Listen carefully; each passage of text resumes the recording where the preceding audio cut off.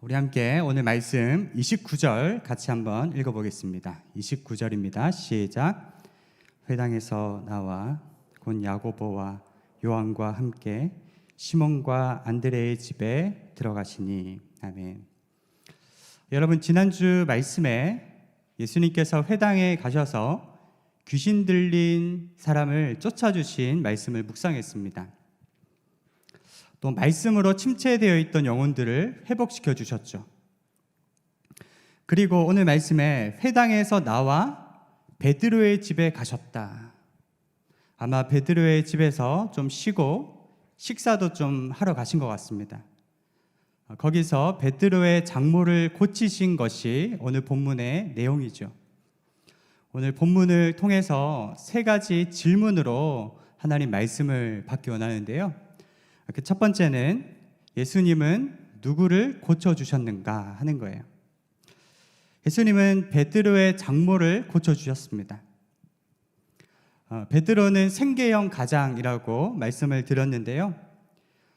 그는 부모님을 일찍부터 여의고 처자식을 돌보며 장모님까지도 케어했던 것 같습니다.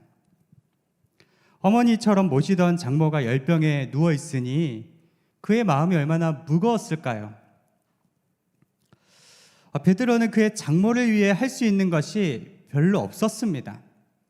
그런데 오늘 말씀에 보니까 예수님을 모시고 집으로 왔고 그 예수님께서 장모님의 병을 고쳐주신 거죠. 여러분, 부모님을 위한 최고의 선물은 물질적인 것이 아니라요, 바로 예수 그리스도를 소개하는 것입니다. 우리가 마음 다해 예수님을 사랑하면 예수님이 우리의 가정을 돌봐주시고 은혜로 이끌어주세요. 베드로가 예수님을 따르는데 가장 고민했던 게 가족 생계의 문제였는데요. 누가복음에 보면 그런 내적 갈등이 많이 나와 있습니다. 그래서 처음에는 선뜻 예수님을 따르지 못했죠. 그런데 예수님께서 그의 장모의 열병을 고쳐주시면서 그가 어떤 믿음을 갖게 됐습니까? 내가 예수님을 따르면 예수님도 나의 가족을 돌보시는구나. 내 가족이 굶거나 결코 망하지 않겠구나. 그런 마음을 가졌을 것입니다. 이제 이번 주에 저희 명절이 있습니다. 1년 중 명절만이라도 우리 가족의 얼굴을 보는 게 참 좋은 것 같아요. 그러나 여러 가지 사정으로 고향의 집에 못 내려가시는 분들이 계실 겁니다. 저도 코로나 기간이고 이제 2달 된 딸을 데리고 가는 게 불가능할 것 같아서 부산에는 못 갈 것 같고요. 부모님께 못 가시는 분들 꼭 전화해서 마음으로 좀 표현을 해주세요. 엄마, 이번에 바빠서 못 내려갈 것 같아. 30초 만에 끊지 마시고 진심을 고백해 주시길 바랍니다. 여러분, 명절이 부모님을 위한 것입니까? 자녀를 위한 것입니까?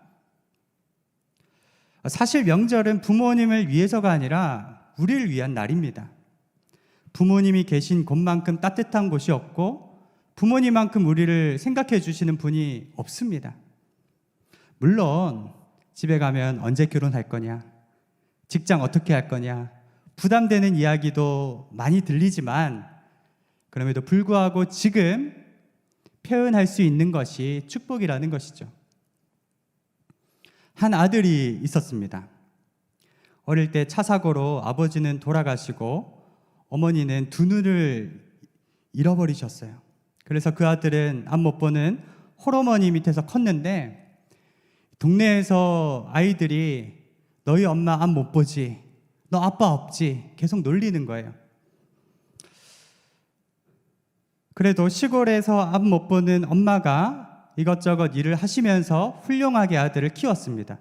그 아들은 서울로 상경에 공부도 하고 성공했던 것이죠. 그런데 시골에 계신 그 엄마가 너무 부끄러운 거예요. 그래서 몇 년간 명절에 연락도 하지 않았습니다.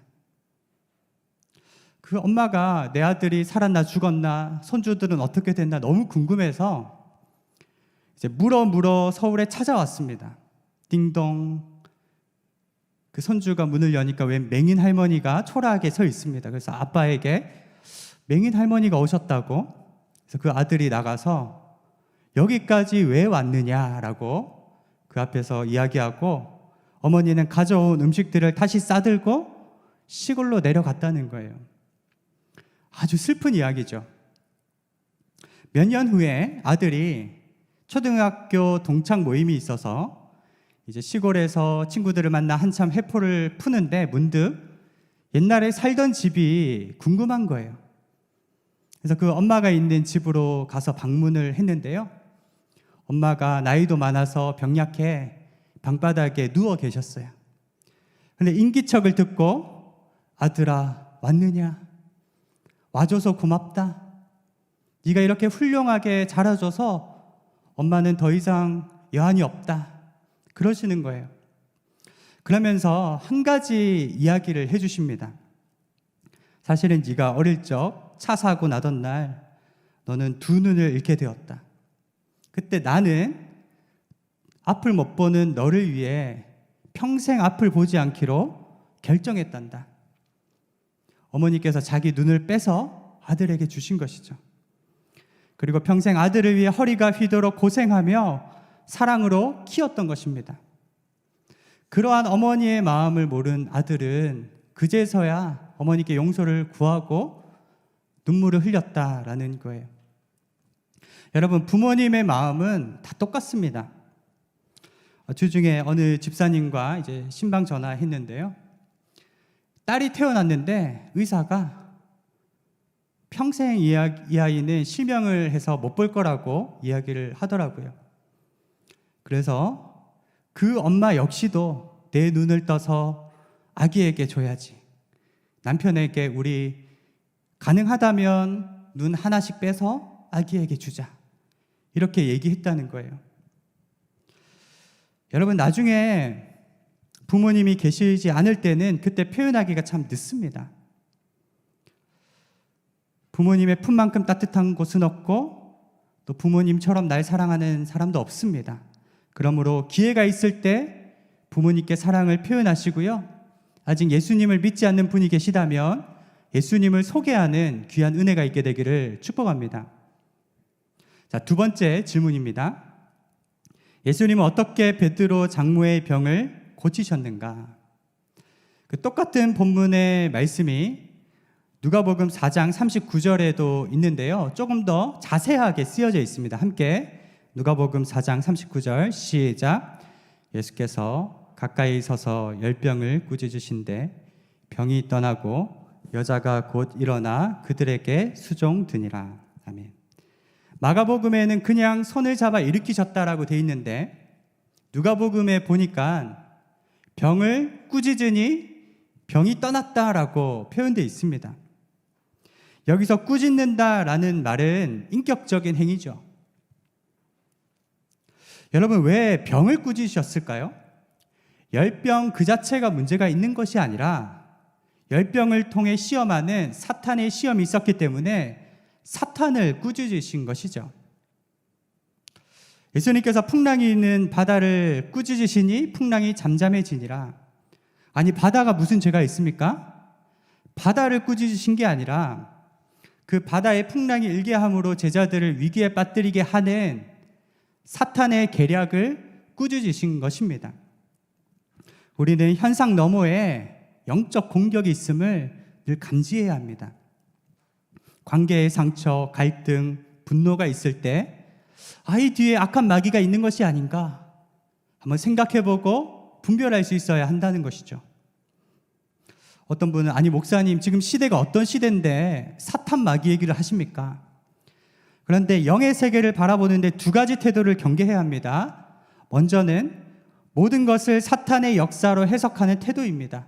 병도 사탄이요, 실패도 사탄이요, 다 마귀라고 얘기하는 것은 잘못된 거고요. 또 다른 것은 사탄의 존재를 부정하는 태도라는 거예요. 성경에서 말하는 것은 마귀가 우는 사자처럼 삼킬 자를 찾는다는 것입니다. 우리의 싸움은 혈과 육에 대한 것이 아니라 하늘에 있는 악한 영들에 대한 것이기 때문에 우리는 깨어서 마귀를 대적하라고 성경은 이야기합니다. 우리 누가복음 22장 31절 32절 같이 한번 읽어볼까요? 시작. 시몬아 시몬아 보라 사탄이 너희를 밀가부르듯 하려고 요구하였으나 그러나 내가 너희를 위하여 내 믿음이 떨어지지 않기를 기도하였노니 너는 돌이킨 후에 내 형제를 굳게 하라. 베드로에게도 사탄이 밀가부르듯 하려고 찾아와 시험했던 것입니다. 마찬가지로 우리도 죄의 유혹으로 인해 마음이 딱딱하게 굳어질 때가 있고요. 교회나 목회자에 관한 부정적인 뉴스를 보고도 믿음이 바닥으로 떨어지기도 한다라는 거예요. 그러므로 우리는 이 상황들을 볼 때 분별력을 가져야 합니다. 이제 주중에 기도 모임에서 들었던 내용을 제가 또 인터넷으로 찾아봤는데요. 최근에 한국 교회에 대한 뉴스가 연일 보도되고 있습니다. 코로나 확진자가 1차는 신천지부터 강화문 집회, 인터콥, IM 선교회를 중심으로 대유행이 일어났는데 그 중심에는 한국 교회가 있었다라는 날카로운 지적들이었습니다. 그 지난주에 목회 데이터 연구소에서 우리나라 76%가 한국 개신교를 신뢰하지 못한다라고 대답했습니다. 그런데 반면에 퓨라고 하는 리서치 센터에서는요, 미국, 이탈리아, 스페인 같은 기독교 국가에서 지난 1년 동안 종교적 신념이 더 강해졌다라는 응답이 굉장히 높아졌습니다. 무슨 말입니까? 코로나로 인해 많은 영역들이 무너지는 것을 보면서 하나님은 살아계시고 천국에 대한 소망을 사람들이 가진다는 거예요. 근데 그와는 정반대로 우리나라는 믿음이 팍팍 떨어지고 있다는 상황입니다. 예수님 믿는 청년들에게 조사해 보니 1년 동안 온라인 예배 드리고 교회에서의 코로나 소식들을 들으면서 내가 믿음을 잃어버렸거나 믿음이 연약해졌다라고 대답하는 퍼센테이지가 3명 중 1명 이상이라는 것입니다. 굉장히 어렵죠? 조사에 의하면 교회발 확진자는 여러분 몇 프로일 것 같으세요?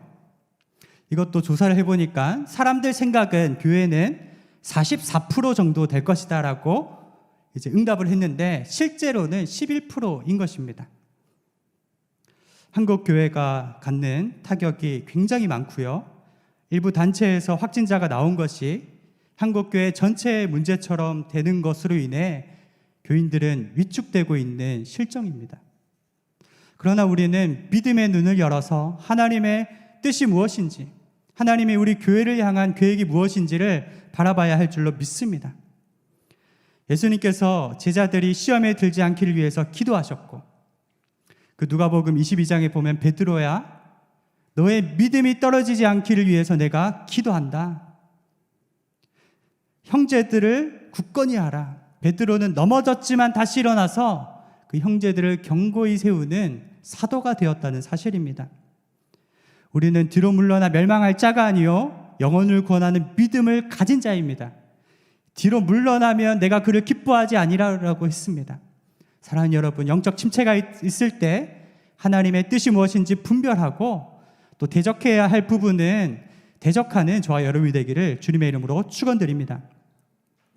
자, 세 번째 질문입니다. 이제는 어떻게 살아야 하는가입니다. 우리 31절 말씀을 같이 한번 읽어볼까요? 시작. 나아가사 그 손을 잡아 일으키시니 열병이 떠나고 여자가 그들에게 수종드니라. 여러분 한번 상상해 보세요. 고열로 인해서 누워있는 이 여인이 잘 먹지도 못하고 기력이 없어서 얼굴은 창백했을 것입니다. 머리는 풀어져 있고 옷은 잠옷바람에 예수님이야도 인사도 제대로 못했을 것입니다.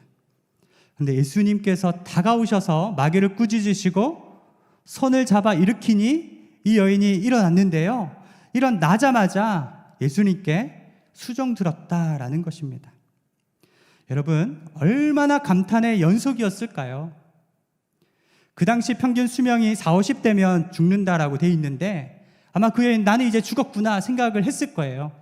절망하는 그의 마음 가운데 예수 그리스도의 생명의 빛이 들어오게 돼 있고 그 영혼은 일어나서 예수님을 섬겼던 것입니다.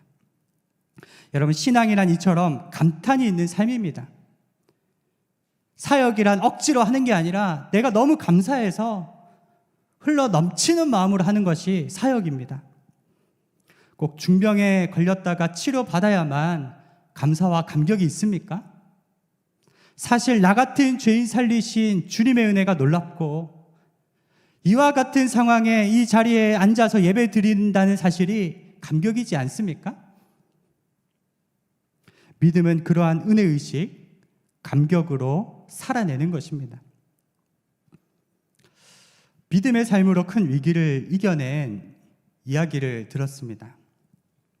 이제 미국에서 어느 대형 교회에서 청소년 사역, 찬양 사역을 13년 동안 했던 정종택 목사님께서 하나님께서 대한민국 청소년을 살려야 한다는 마음을 주셔서 곧바로 순종해 귀국했습니다. 그런데 청빙받아 온 게 아니기 때문에 생활이 굉장히 어려우셨어요. 동두천에 재개발 주택에 살면서 도시가스도 끊기고 춥고 배고픈 가운데 사역을 열심히 하셨어요. 그런 가운데 둘째 딸 온유가 태어났습니다.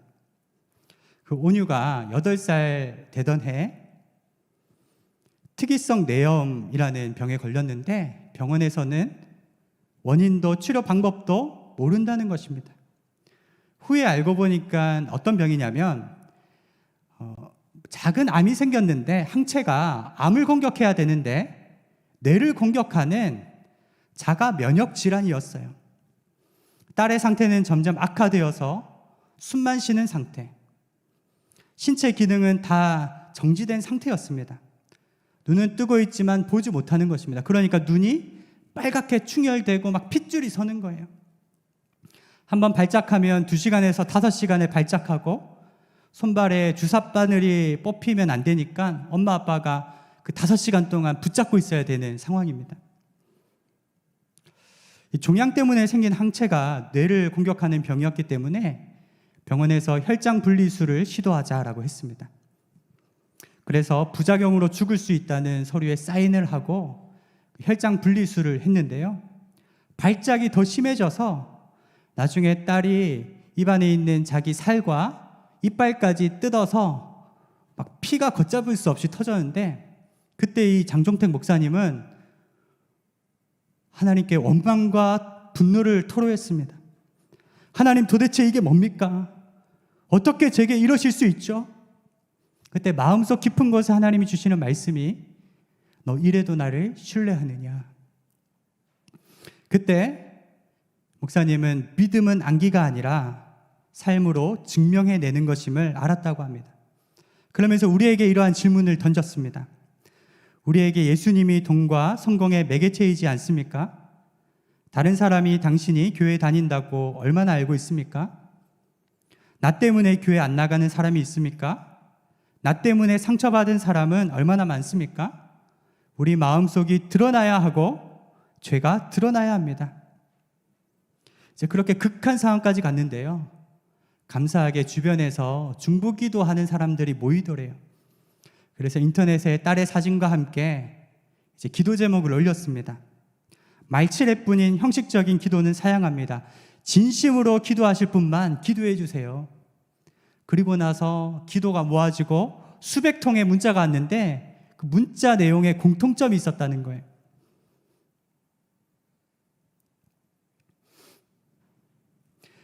딸 온유 때문에 중보기도 하다가 자신들의 죄가 깨달아져서 회개했다라는 내용이었습니다. 그렇게 기도를 시작하고 또 두 번째 발작이 일어났는데요. 이번에는 평소와 좀 달랐대요. 그렇게 잠들어 있던 딸이 예수님 그러면서 깨어났다는 사실입니다. 그 기적적인 내용을 이제 휴대폰으로 찍으셨는데요. 한번 그 스토리를 영상으로 한번 보면서 저희 설교를 마무리하고자 합니다.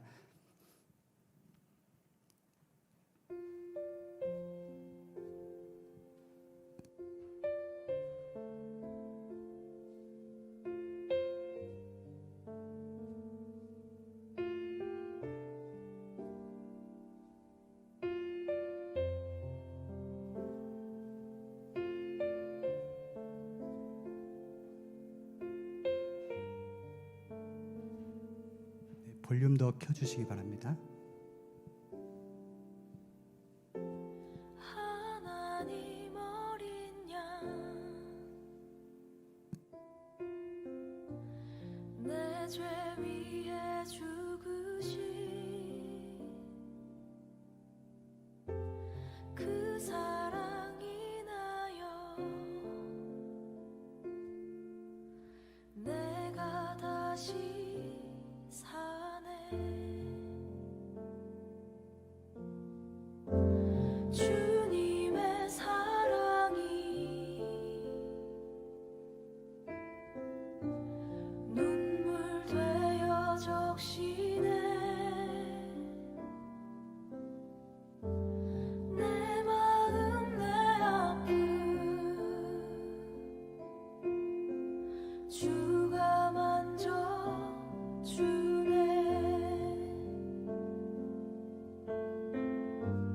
내 삶 속에 주님 없었다면 소망 없이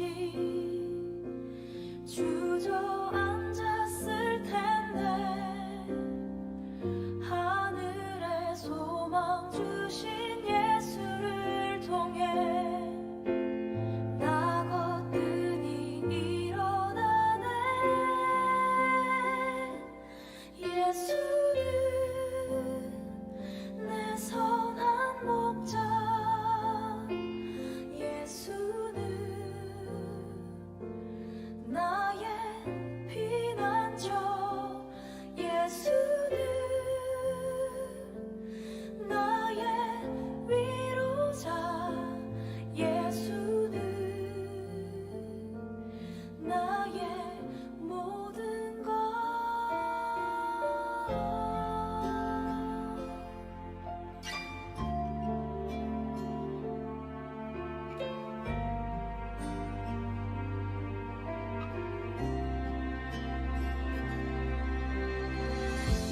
주님의 사랑이 눈물 되어 예수님? 아멘.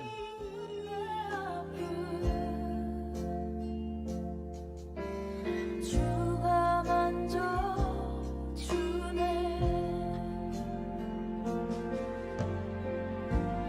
내 삶 속에 주님 없었다면 소망 없이 주저앉았을 텐데 하늘에 소망 주신 예수를 통해 나 거뜬히 일어나네. 예수는